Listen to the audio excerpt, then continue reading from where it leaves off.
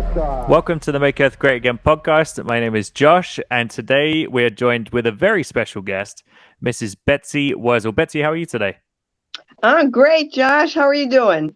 I'm doing good. I'm kind of sad that Eric couldn't make it on. He's having a bit of technical difficulties, but it's just the way of the tech, I guess. Yes, The technology gods. I understand. I hope I maintain a good connection. Tell Eric, I'm sorry I missed him. So, Betsy, I have you down here as a talk show host, caregiver, and advocate. And I'd really love to dive into those things. But before we get into all the juicy details, whereabouts in the world are you? I'm in New Jersey. Yay! Represent. And how long have you been in New Jersey for? I lived here most of my life, except for 3 years, where I lived in Chattanooga, Tennessee. But I'm right across the river from Staten Island. Okay, very nice. So how was Tennessee when you lived there? It was nice. People were very friendly. When someone, so funny, because when people would say hello, I'd be like, why are you saying hello to me? I don't know you. Yeah, that's funny because in England, I was always the person that would say hello, and it would be exactly what you just said. People would be like, "Oh, is it, you want something from me, or you're trying to mug me, or what's?"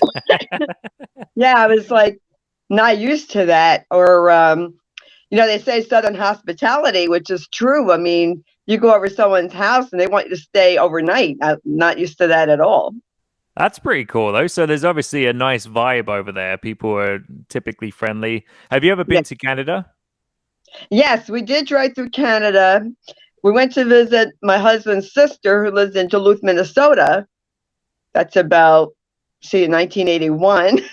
Okay. And we drove back through Canada. So, yes. How did you find the people in Canada? You know what? I don't remember. So long ago, I don't remember. That's fair. We mostly were in the car, so I didn't really get to meet people. That's fair enough. Yeah, but I have to say, when I came here, it was something that was just so. Because as you were saying, when you say hello to someone, they think, "Oh, what's going on?" I had an experience when I came out, and I was in Prince Edward Island, and they're a different breed out there. On Prince Edward Island, they're all so friendly. I always describe it as the place where if you're stuck behind a car. And because they're talking to each other, instead of getting mad and being like, "Come on, hey, move over," they'll be like, "Oh, look, Dave's talking to John. Might as well light up a smoke and just wait for them to finish their conversation."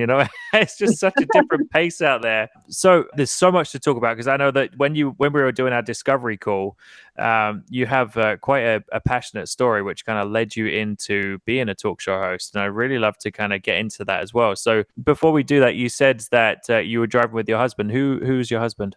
Matthew Sloan was my husband. He would have been 69 next month, but Matt died 2.5 years ago, January 1st, 2020. That's how I started off 2020. Matt had died on New Year's Day after a 10-year battle with early onset Alzheimer's. Okay. But I see your audience might think I'm a little cuckoo, but now I see the humor in that date, and I'll tell you why. When Matt and I were engaged, he said he wanted a day that he could remember, so I picked November 1st. So what day does he die on? January 1st. He didn't want me to forget. God. First day of the month, first day of the year. So you had to you went through the whole pandemic and everything, and that must have been a pretty interesting year for you. I'm sorry to hear that you went through that and for your loss. So Betsy, for our listeners, describe, what happened and why, because I know that this is a big part of your story. So if you wouldn't mind giving us a bit of detail about Matt and kind of what you experienced with him and why, potentially why he's not, with us anymore. Oh, sure. Do you mind if can I show his picture? Oh, please. Oh, just over to the other side a little bit. Oh, there he is. Matt was, he worked in shipping and receiving.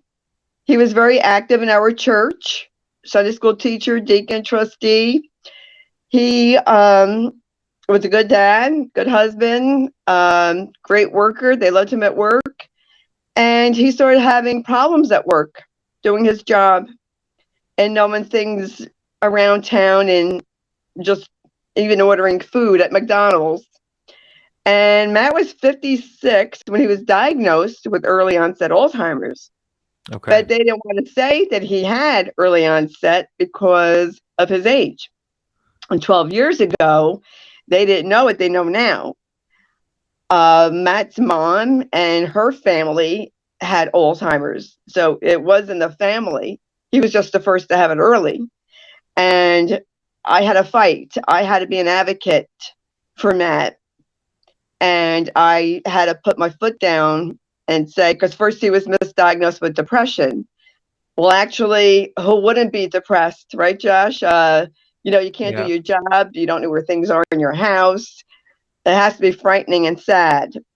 And I said, Matt was a jokester too. And he asked me one day what time it was, what time Sunday school was. And I said, well, are you serious? He said, yes. And I said, well, what time is it on your watch? And he looked at his watch and he said, I don't know.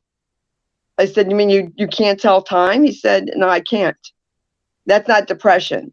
No. So I went to the neurologist and I said, listen, call it what it is. He has Alzheimer's. I know he's young, but he has it. So put him on medication. And Josh, it was just a battle from beginning to the end of his life. I had, unfortunately, the hospice from hell home experience. Okay.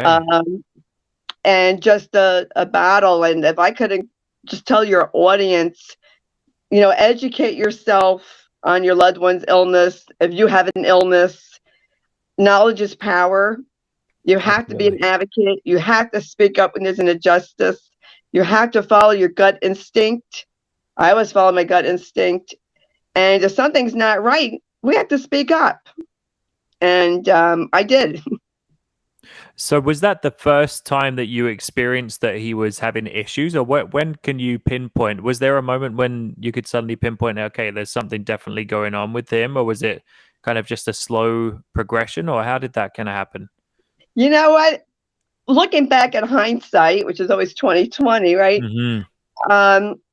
I couldn't figure out, like, it really was weird. Matt lived in our area his whole life. He never moved out of New Jersey. He never moved out of this area. And they were making a left-hand turn lane. And that confused him, Josh.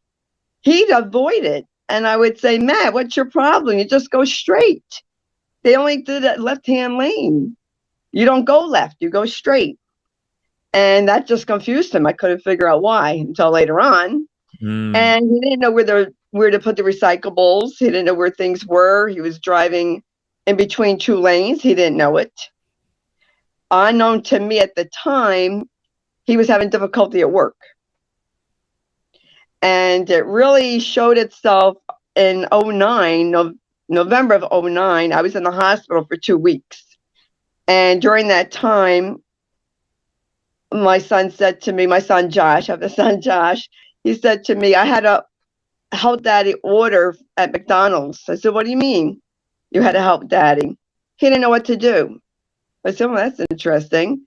And then Matt said he needed money. And I said, well, write out a check for cash. He said, I don't know how. So what do you mean you don't know how? You used to write out checks for your mom. So I had to explain to him what to do. And I'm thinking, something is not right.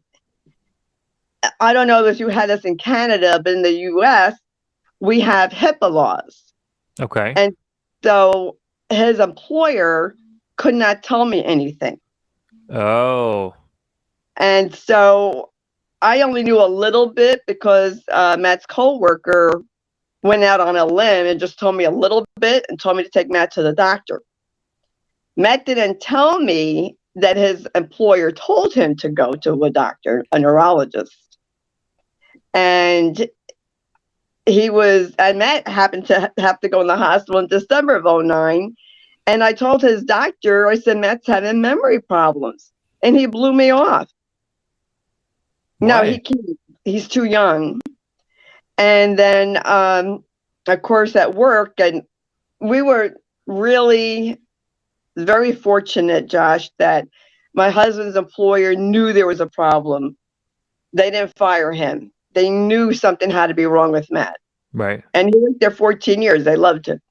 And I sat in on his disability meeting. Okay. That was the first time that ever happened, but they knew that he wouldn't remember. And Matt didn't even know to the extent of what he was not doing or what he was doing. And when I sat in on the disability hearing, I just fell apart. I mean, I just was in tears. Yeah. And I said, well, why didn't you call me and tell me these things? And they said, well, Matt could sue us because the HIPAA laws. I didn't know that he talked to the company doctor. I don't even know if the company doctor saw him or not, but she suspected dementia without even looking at a test. She suspected dementia. Right. And his first MRI showed global shrinkage and spots on his brain. His first EEG, which are brain waves, was abnormal. Okay. And it's suggestive of dementia. And it was just, it's devastating. Actually, I have to share this little story. Usually in our anniversary cards, Matt would write me a silly poem.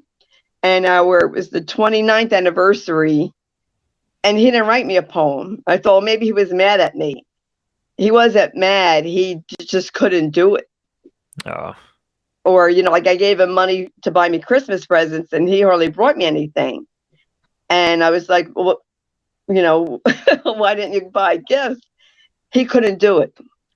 That's why. It sounds so debilitating to experience that. And so, Betsy, why do you think that he didn't tell you? Do you think that he didn't remember to tell you that he went to the doctor, or do you think that he didn't go, or do you think that it was like a pride thing?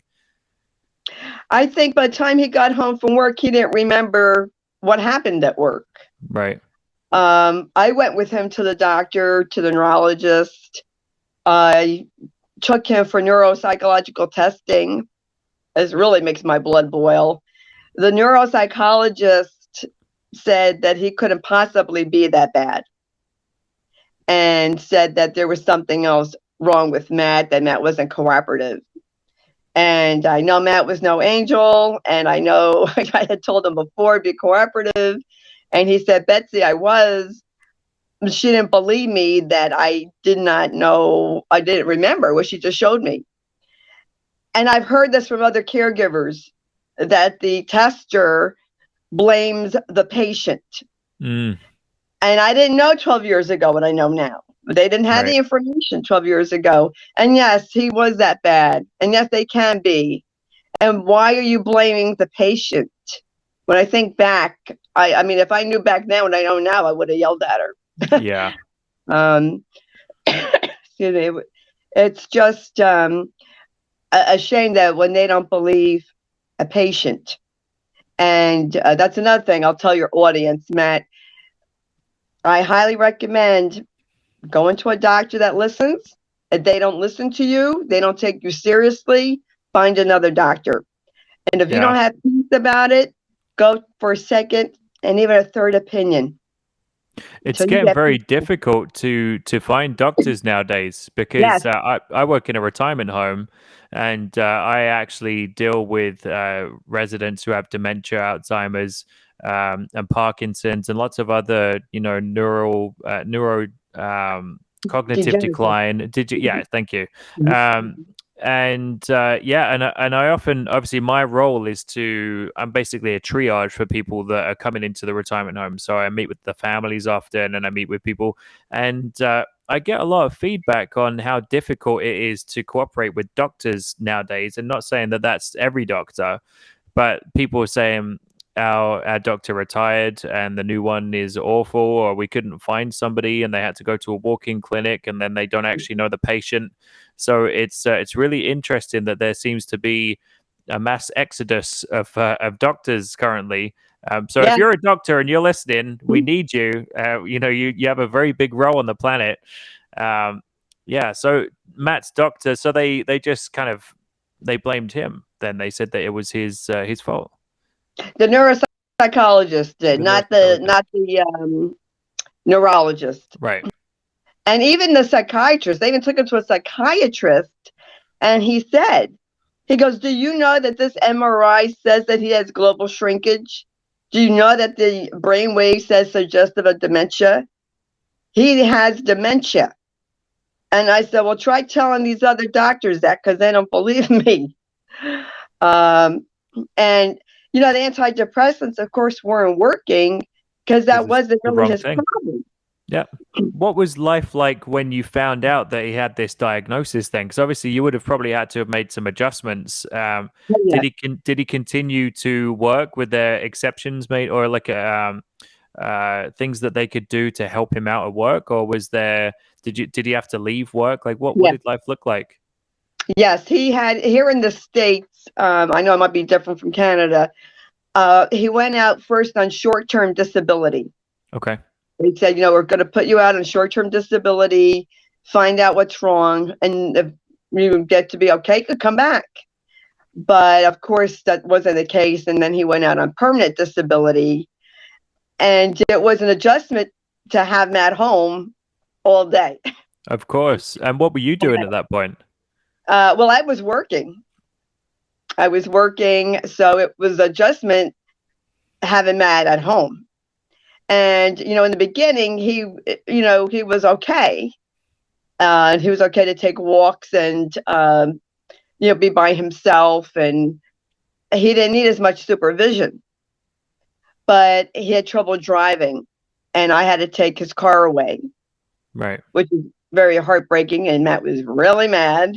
Of course. I took his keys away. But the reason why I took his keys away is because, I wouldn't even go in the car with him because he was driving between two lanes. All I could say is God watched out for him and everyone else.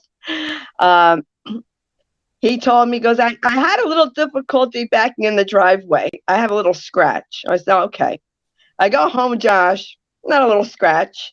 The whole side of the car was scratched because he backed in. He was real close to the concrete. And I said, Matt, I said, do you see this is all scratched up? We have to take it for a repair. It was a leased car. And he didn't realize. I said, why didn't you just put the car in park, go out on the other side, and I could have fixed it. And I said, you can't drive. I said, did you know what you were doing? He said, no. I said, well, do you think you should be driving a car when you don't know what you're doing? I said, I can't have you drive because God forbid if you killed somebody, I can't live with myself. Or yourself. I could not be able to live with myself. Right. Knowing that I inadvertently caused someone's death. And I said, Josh needs at least one parent. And he didn't talk to me for 4 days, but that's okay.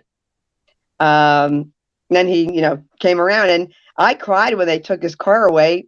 It was leased, and I had to pay a hefty fine because I had to break the lease. I couldn't afford 2 cars. My other car was leased, and there was like over a year left on that car. So he was mad that, your independence is taken away. Mm-hmm. So who would like that? Nobody would like that. Right. He wasn't working. He couldn't drive. Then he had trouble reading. He loved to read. Matt loved to read, and he had difficulty reading, writing. And this was his vision. Some people's vision is immediately affected, and Matt's vision was immediately affected. He was not able to. What did that look like for him? Like he was not able to see long distance, or he couldn't. Everything was blurry, or how did? I don't know if it was blurry. Like he couldn't see things right in front of him. Like he'd go, "Where's my water bottle?" I go, "It's right in front of you. Don't you see it?" So then I realized. Do you think it was a perception thing? So exactly. Yeah. So he just it wasn't registering that the water bottle was there for him. Right. And I don't know if you've heard of Teepa Snow. No, I haven't. What's that? Teepa Snow, she's wonderful. She has a lot of videos. I thought it was a thing, not a person. I know, she's a person, and she's great with talking about dementia and how to handle behaviors. And she has a video about vision. And when I saw that video, I was like, oh, that's why Matt's having trouble. I better stop yelling at him for not seeing the water bottle in front of him. This is why I say, educate yourself, watch videos, join support groups. There wasn't the information when I was caregiving like there is now. I'm kind of envious of caregivers now because there's a lot of information. And I'm going to sound a little harsh here, but that's the Jersey girl in me. There's no excuse at all why a caregiver cannot educate themselves. Don't tell me you don't have time, because I worked. I took care of Matt. I ran a support group at one point and a talk show. I make time for what I want to make time for. And if you could sit and watch Netflix and binge, then you need to binge on watching videos that will help you be a better caregiver. Absolutely. You can tell I'm very passionate. Yeah, 100%, Betsy. And it is a very it's your love, right? I mean, obviously, you would have had to have learned how to, as you said, he was showing behaviors that you realized and recognized. Okay, I have to adjust my behavior also, because obviously this is new for both of us, and I have to figure out the way to help him be successful. So, what did you have to do in your everyday? So, obviously, I know that you were working and that he was at home. So how long did that continue for? Fortunately, my son lives with us. Well, he still lives with me. He'll always live with me. So Josh was really great in taking care of his dad. Good. So Josh was home. Matt was only alone for like 2.5 hours. And he was okay to be left alone up until he went onto hospice. And then Josh worked just in the morning and not in the afternoon. Okay. To be with his dad. So we were very fortunate that Matt didn't, wonder. He wasn't able to walk upstairs to go upstairs. He didn't know how to open up a door. So he was, pretty good. But although I was concerned about him when I was at work, very stressful. I had to learn, Josh, to really readjust myself. I had to learn to have a positive mindset that this disease was not going to destroy me. I can't control it. The worst feeling was the feeling of helplessness, because I can't stop it. I can't stop this runaway train. And the only thing I could do was show Matt love and support. Now, I was not the perfect caregiver, believe me, folks. There's no such thing. There's no such person as a perfect caregiver. And if you are, let Josh and I know, because I know we both would like to interview you. Yeah, absolutely. We learn from our mistakes, and I made plenty.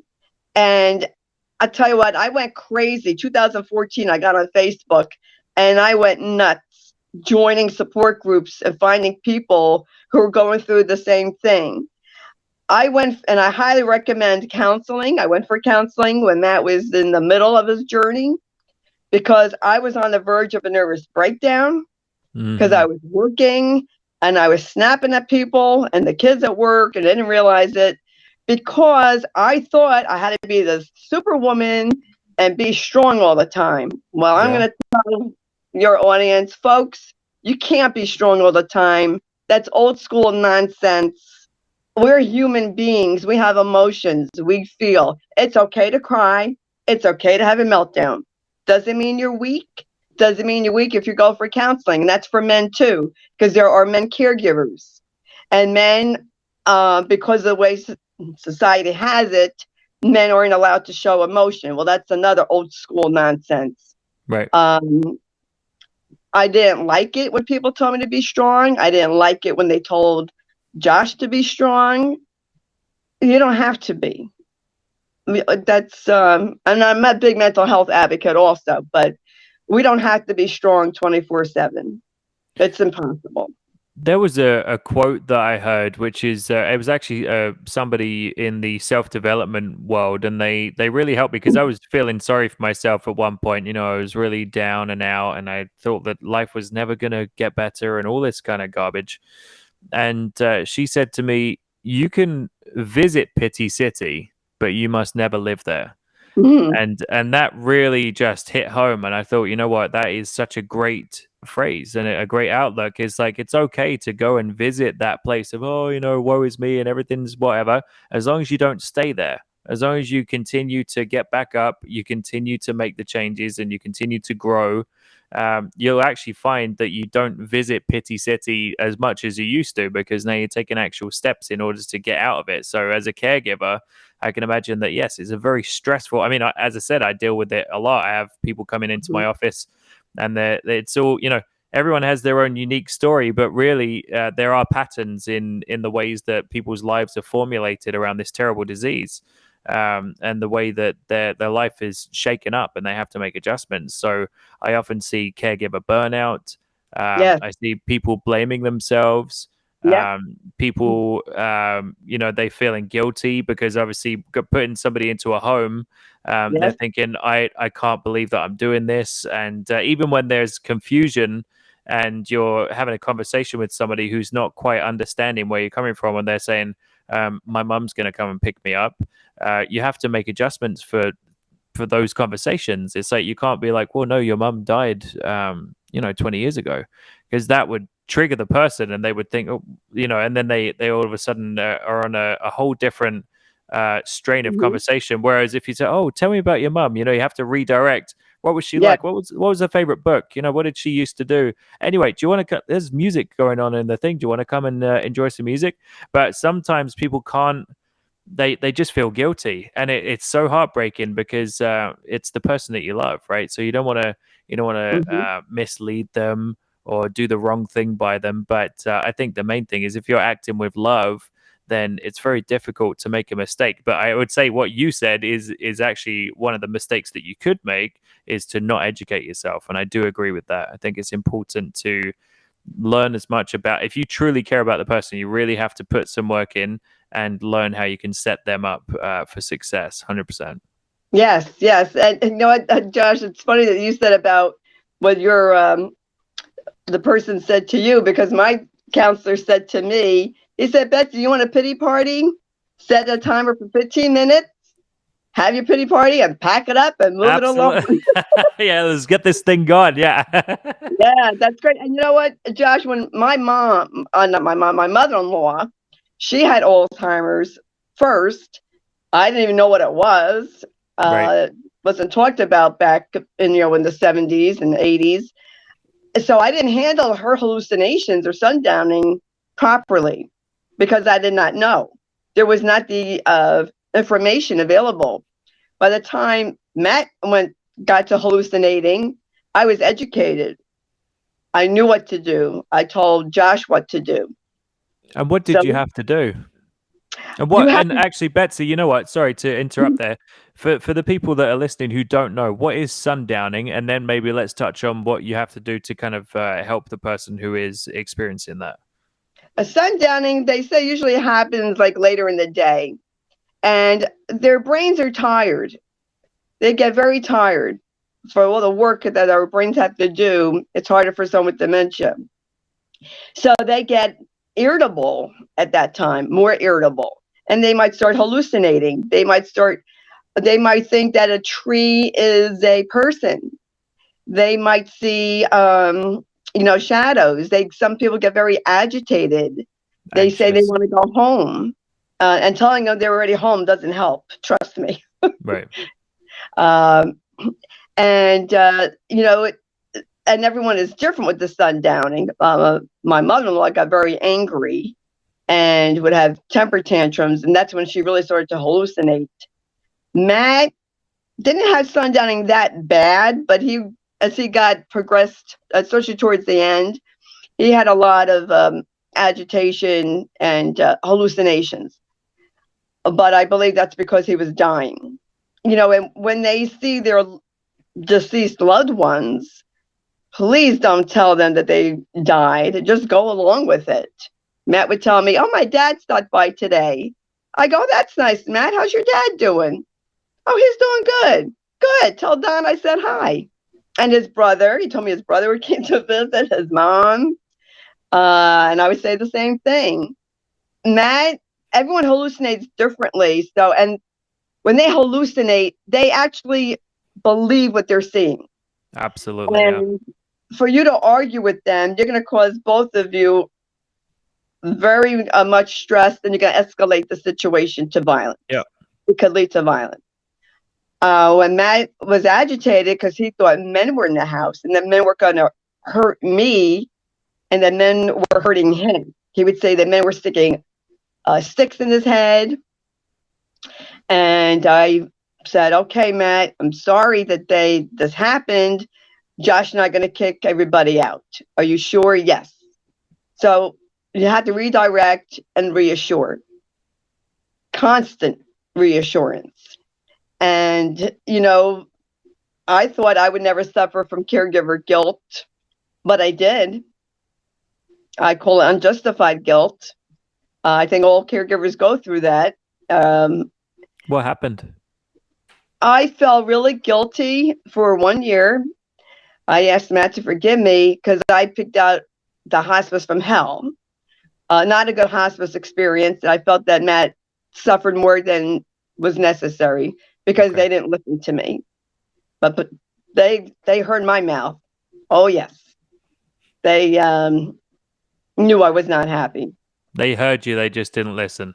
Yeah, they didn't listen. And I reported them. Okay. Wow. Didn't do any good, but I reported them just to get it off my chest. And I talked to the director of hospice and told her I was not happy. And that's where you have to speak up when there's an injustice. How dare a social worker, and the social worker came to my house, accused me of not giving medication right. And I told her that Matt had a headache. He said it's plain as day that he had a headache to me. She said, no, he can't have a headache. Why not? I don't know why, Josh, that some people think that someone has dementia, they can't have pain. That's not true. People with dementia, they had pain before they had dementia. They can have pain with dementia. Yeah, I mean, they certainly can experience pain. So she said he doesn't have a headache if you're mistreating him with medications? She said, no one calls up hospice as much as you. We want to know what the problem is. You can't medicate Matt the way you want to. And I didn't like the way she was talking to me.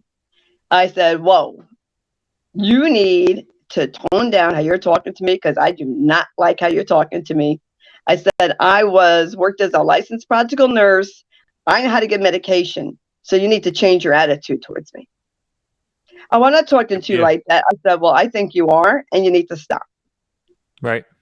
And I said, I will. And she told me I called up, hospice too much. And I told her point blank, I am my husband's advocate. I will call up as much as I want. And has not been a solution to the problem. You're giving him more of the same. I tell you it's not working. Why are you giving more of the same? Right. That doesn't make sense. And did they give you an answer? Oh, she goes, oh, I don't know. It was Matt fell 2 times, and they would have come out to assess him. They did not come out. Wow. The one time that he fell, nope, they didn't call up. It was a Friday night. I had to wait till Josh came home to pick Matt up. I couldn't do it. And there was no follow-up the next day. No one called. No one came by. I called up that Saturday night. I said, Matt's very agitated. Medicine isn't working. They told me what to give him. I gave it to him. That Sunday morning, he fell out of bed. I called up. I said, I gave exactly what you told me. Matt talked all night long. I'm having chest pain. I need help. He fell out of bed. Is anyone going to come out? And the nurse said to me, I don't know. I said, what do you mean you don't know? I said, okay, you know what? I've had it. So let me tell you what I'm going to do. I said, I'm going to call you up every minute till you know what you're doing. And in between calling you, I'm going to call what we have is Medicare. I'm going to place a complaint. I'm getting that off of this hospice. I'm placing a complaint to your regional director.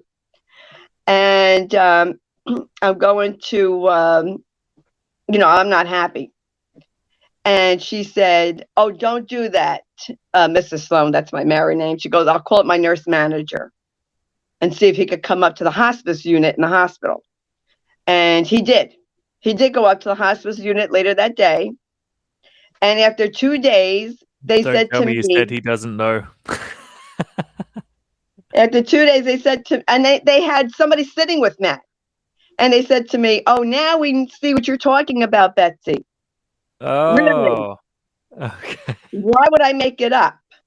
And when that social worker, the same one who was a witch, had a meeting with me in the hospital, I let her have it. I was nice, but I let her have it. She Right. was sarcastic, and she is in a wrong profession.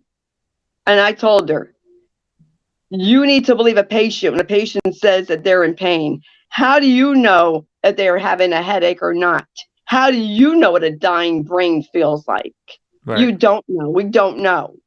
And I said, you need to listen to the caregiver because we know our loved ones better than you do. And you need to listen to the patient. Right. And with her sarcasm, she said, well, Betsy, after our meeting, I didn't just go to Starbucks. I told the hospice team, I said, well, why didn't they do anything? Oh, I don't know. I can't answer for them, but I did my job. I said, I well, that's didn't good just to go know. to Starbucks. Oh my Yeah, I said, God. that's good to know. And I go complain to the patient advocate. She goes, go ahead and complain. I said, well, believe me, I will. Such Wow. attitude. Like, I Wrong mean, I'm not a industry. violent person, but I just wanted a boom. But I won't go to 100%. jail. Well, it sounds like you're certainly an advocate, Betsy. I mean, I wouldn't want to have to go up against you for anything like that. I mean, you definitely knew. I think your passion was obviously coming through because it wasn't being, as you said, they weren't listening to you. So, but it was really funny because when we were talking on the first time, probably about a month ago now, you said that you were an introvert, and so I'm seeing all this stuff. And I'm like, I don't know, Betsy. I'm not sure if you're an introvert. But actually, I do want to touch on that. So obviously, we've spoken about the main reason why you're here, which is to raise awareness and to be an advocate for dementia, Alzheimer's, any kind of cognitive deterioration, and for caregivers to know that there is life during and after being a caregiver. So what are you up to now? So tell us, because I think that you do. Here, I'm just going to pop this up on the screen. It's the Passionate World Talk radio show. So for our listeners, how did that come about as an introvert? Tell us that story. Well, I had to turn my anger into a positive energy. And I was angry. I was angry at the medical community for not listening to us. And so when I had a smartphone, I finally got a smartphone. I said, I'm going to go in my car. No one's going to listen to me anyway. And I got in my car and I started doing videos and I started to raise awareness. And I would hold Matt's picture. I'd say, this is the new face of Alzheimer's. You can get it at any age, and try to dispel the myths that it's an old person's disease, or that it's a normal part of aging, because it is not. And then I started talking about caregiving, and people were responding to me, and people would say, Betsy, you're brave. And I'm like, no, I'm not brave. I'm really shy. But Determined. I was so full of rage that I couldn't let it destroy me. So I turned into a passion. And they'd say, Betsy, you're saying what we think, but we're afraid to say it. And I'm a Jersey girl and my father's daughter, so I'm very straightforward and I don't sugarcoat this disease. And people started to respond to me. And then I started hashtag Kick Alzheimer's Ass movement group, which is on Facebook. But in 2018, Jeannie White, who's station manager, Passion World Talk Radio, saw one of my videos.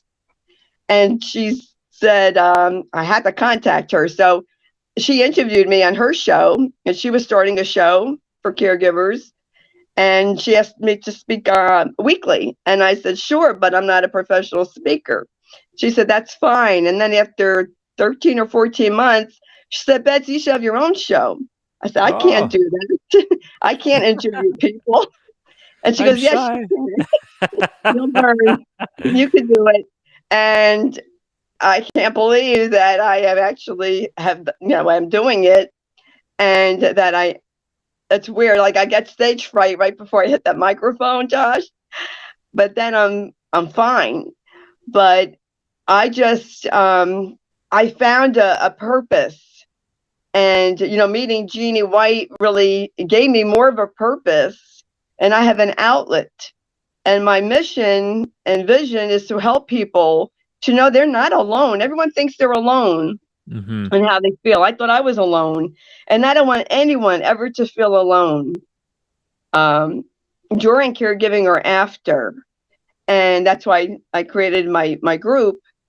And, there is life after caregiving, and there's life during caregiving. And I just want to encourage people, don't sit and wait for your loved one to die. Go out and live life and enjoy life and do what you can while you can and enjoy every day. And, take care of yourself. Self-care is very important. And it is a matter of life and death. Literally, your life and death. If you don't take care of yourself while caregiving, you will not be able to enjoy life after caregiving. Mortality rate is very, very high. So, and that don't mean, Josh, just going to like a spa. You have to take care of your soul and yourself. Do what feeds your soul. Do what brings you comfort. Whatever your hobbies are, find the time to do it. Because we can't help other people if we're stressed out and your loved one picks up on that and your loved one doesn't want you to be stressed. Don't worry about holidays, what you used to do. They're not going to be the same. Right. You have to adjust. You may not be able to put up the Christmas tree. So what? Pivot. Or decorations. Your loved one doesn't care about a big Christmas dinner. You know what they want? They want our love and they want our time. That's what they want. And really, that's what they've always wanted. Yes. And that's what we should be doing anyway. Absolutely. So what were some of the things that you did to kind of take care of yourself? So I know you said do things that make you passionate. What were some of the things that you enjoyed to do during that time? I would sit in the bathtub and listen to John Denver music. I love John Denver music. Right on. And pretend that I was in the mountains or at the beach. I took mental breaks, meditation. I'd listen to motivational, inspirational people. I'd go shopping.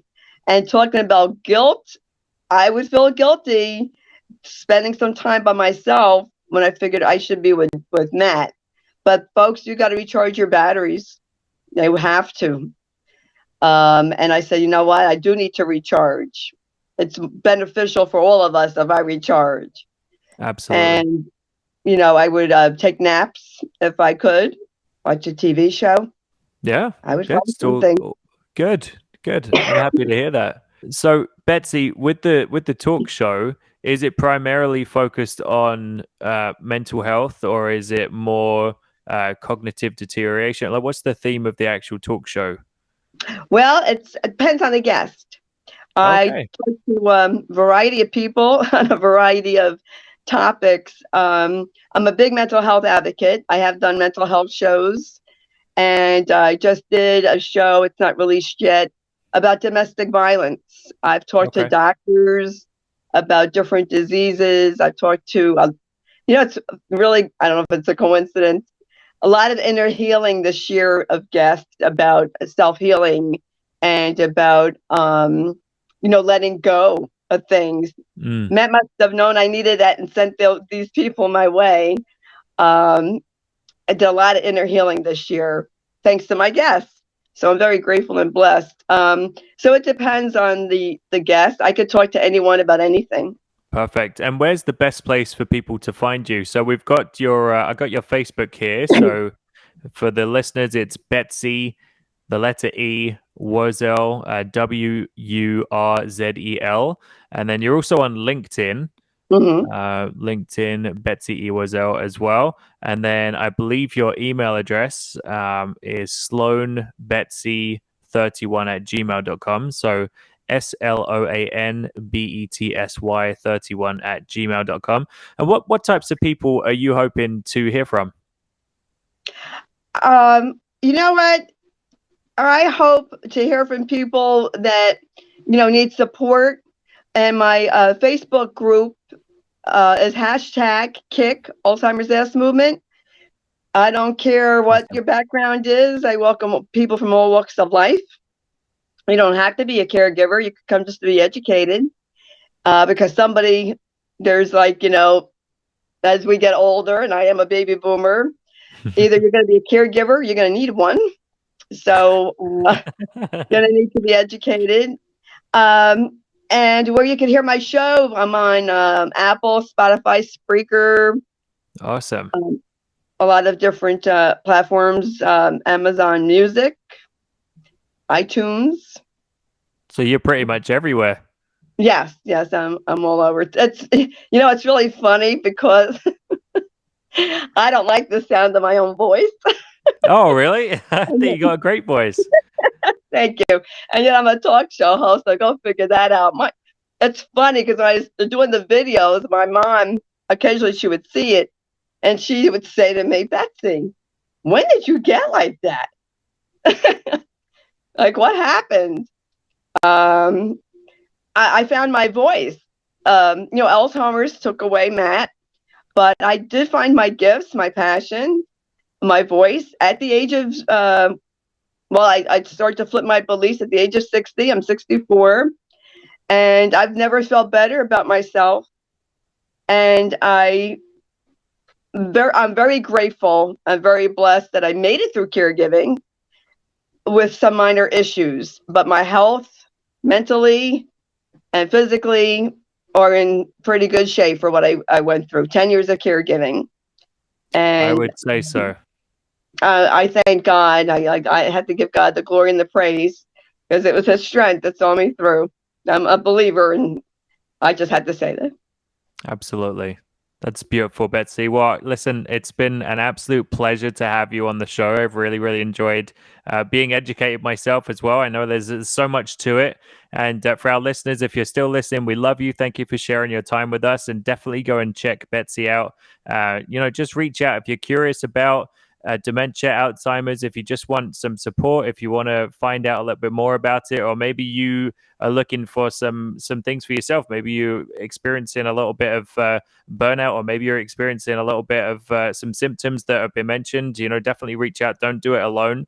But Betsy, my final question for you, which I've asked you before, but we'll do it again on the show, because it's one of our favorite questions we ask all of our guests. So I know there are so many things that we could change on the planet, but if you could change just one thing to make it a better place for everybody, what would it be and why? Oh, wow, that's a great question. But thank you for having me on, Josh. I appreciate it. I always end my show with, in a world where you could be anything, to please be kind. And I think we need kindness in this world, to be kind to each other. Stop the judgment. People don't need to be judged. They need for you to be kind to them. And I'm thankful people were kind to me. And I just wish that people would just show some loving kindness to others. You know what? You don't have to agree with someone. You don't have to agree with them politically, or agree with their lifestyle, but you don't have to be mean to them because of it. Let's be kind. Stop the judgment, stop the stigma, and be kind. I could not agree with you more, Betsy. Yeah, and on that note, I think it'd be perfect to end the show. It's been an absolute pleasure to have you. And guys, remember to be kind. I think that's a beautiful way of ending the show. It's totally true. And I think that if we all did that, the world would absolutely be a much better place. So, Betsy, once again, thank you so much. Enjoy the rest of your week, and we'll stay in touch. Thank you. Thanks for having me.